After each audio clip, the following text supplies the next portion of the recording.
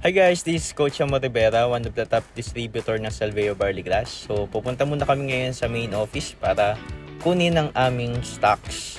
Ayan, syempre kasama ko ang aking misis at ang aking baby. And ito po ang ating main branch sa Angeles, Pampanga. So kukuha tayo dito ng stocks. So ito po yung ating mga awards and recognitions ng company and ng product. So kung hindi nyo pa po alam yung products natin, ito po yung Salveo Barley Grass, ito po yung capsule, in bottle and in box. Ito na po yung ating on the go and ang ating jar and syempre ang pinakamabentang SBG trial pack.